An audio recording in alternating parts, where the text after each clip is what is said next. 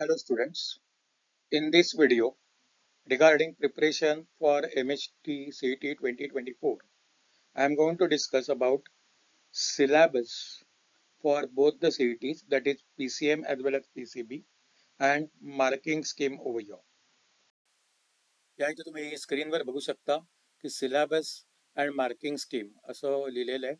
This is applicable for first year bachelor of engineering and technology planning pharmacy courses and first year of master engineering and technology that is integrated course. म्हणजे काही ठिकाणी integrated MTech वगैरे येतो, तर त्याच्यासाठी पण हीच CET applicable आहे. त्याचप्रमाणे pharmacy diploma and post graduate course त्याच्याबद्दलच्या सिलेबसचं एक 7 पेजेस आहेत, पण आपल्याला फक्त आपल्या पार्टशी रिलेटेड PCM आणि PCB तेवढंच बघायचं आहे. त्यातला फर्स्ट पार्ट जर तुम्ही पाहिला तर तुमच्या इथे लक्षात येईल की काही इन्स्ट्रक्शन्स त्यांनी आपल्याला इथे मेन्शन करून दिले आहेत.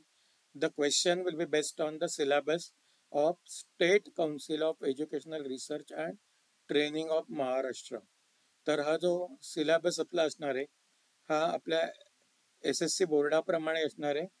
Approximately 20% weightage will be given to 11th curriculum and 80% weightage will be given to standard 12th curriculum while setting the question paper. ही एक अतिशय महत्वाची इन्स्ट्रक्शन आहे.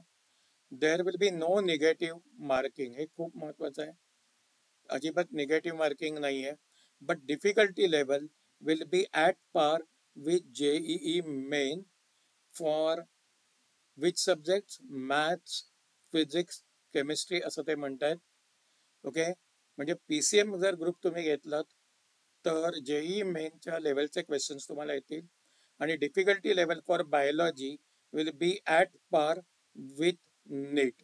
This is very important. म्हणजे बऱ्याच वेळेला आपल्याला वाटतं की महाराष्ट्र CET म्हणजे एकदम सिम्पल असते, तर तसा प्रकार नाही आहे. तर त्यांची डिफिकल्टी लेवल सुद्धा बऱ्यापैकी चांगली आहे. आता सिलेबस कसा असणार आहे बघून घ्या की CET will be divided into 3 question papers over year with multiple choice. Very important thing. And each paper will be for 100 marks. Details will be given over here. तर याच्यामध्ये जर तुम्ही बघितलं तर पेपर 1 जो आहे तो मॅथ्सचा आहे. त्याच्यामध्ये स्टँडर्ड 11चे 10 questions will be asked to you over here आणि 40 questions from standard 12 they are going to ask you. तर प्रत्येक क्वेश्चन 2 मार्काचा असणार आहे. So each question will be for 2 marks. म्हणजे असे टोटल 50 क्वेश्चन्स आहेत तुमच्याकडे आणि टोटल 100 मार्क्सचं मॅथ्सचा पेपर असेल. You will get 90 minutes to solve it. जो सेकंड पेपर आहे तो आहे फिजिक्स आणि केमिस्ट्री कंबाईन. त्याच्यामध्ये फिजिक्समध्ये 10 questions will B from standard 11. Same thing for chemistry आणि remaining 40 questions each from 12th over here. That is very important. पण इथे marking will be 1 mark for each question. म्हणजे तुम्हाला फिजिक्सचे 10 + 40 50 क्वेश्चन्स म्हणजे physics will be for 50 marks. Same manner chemistry 10 question from 11th standard 40 questions for 12th standard. Here also 50 questions but for 1 mark each, and you will be having total marks of 100 over here. This is very important, and duration in minute will be 90 minutes. म्हणजे तुमचे total PCM ची जी CET आहे ती असणार आहे maths 100 marks, physics and chemistry दोन्ही मिळून 100, म्हणजे टोटल 200 मार्क्सची CET आणि total time allotted will be 90 minutes plus 90 minutes, means you will get total 180 minutes over here. This is very important. When you talk about third paper, that is biology, जे लोक PCB group घेणार आहेत त्यांच्यासाठी 11th मधनं 20 questions येतील आणि 12th मधनं 80 questions येतील. म्हणजे टोटल बायोलॉजीला you have to solve 100 questions, 1 mark each over here, and this will be also for 100 marks. That is very important, and you are going to get a 90 minutes for this. Either you can select PCM group or you can select PCB group. म्हणजे इथे मॅथ्सला 100 marks आहेत, त्याच्याऐवजी PCB ग्रुपमध्ये बायोलॉजीला 100 marks आहेत. But maths you have to solve only 50 questions and you will get 100 marks. Each question will be for 2 marks. Whereas in biology you have to solve 100 questions which are of NEET level over here, and you are going to get a 100 marks over here. This is what we have to keep it in mind. Now the next part which we have to proceed over here is the whole syllabus for 12th standard will be there for physics, chemistry, biology, mathematics subject as per the Maharashtra State Boards books. हे आपल्याला एकदम लक्षात ठेवायचं आहे. याचा syllabus कोणता असणार आहे, तर 12thला आत्ता मित्रांनो तुम्ही जो अभ्यास प्रिपेअर करताय ते पूर्ण टेक्स्टबुक तुम्हाला इथे असणार आहे. वेअर ॲज 11th स्टँडर्डमधनं फक्त 20% सिलेबस असणार आहे. आणि तो कोणता हे त्यांनी इथे प्रिस्क्राईब सुद्धा केलेलं आहे.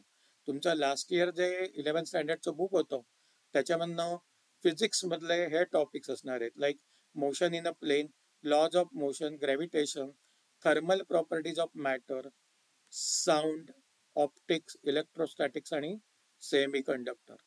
तर 11th स्टँडर्डचे फिजिक्समधले हे 5-6 चॅप्टर्स तुम्हाला असणार आहे.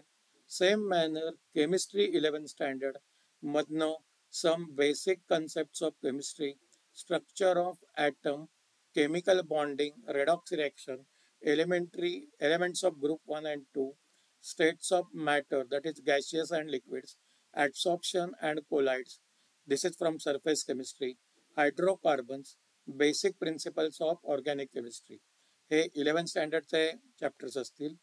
मॅथ्समध्ये you will come across chapters like trigonometry 2, straight line, circle, measure of dispersion, probability, complex number, permutation, combination, function and limits and continuity. हे चॅप्टर तुम्हाला 11th मॅथ्सचे प्रिपेअर करायचे आहेत. त्याचप्रमाणे बायोलॉजीमध्ये जर तुम्ही गेलात तर you have to prepare biomolecules, respiration and energy transfer, human nutrition, excretion and osmoregulations. हे चॅप्टर तुम्हाला इथे प्रिपेअर करावे लागणार आहेत. So that's all for syllabus point of view. तुम्हाला हा जर व्हिडिओ आवडला असेल तर please do not forget to share this information with your friends so that they can get benefited out of it, and even do not forget to subscribe our channel for more such videos.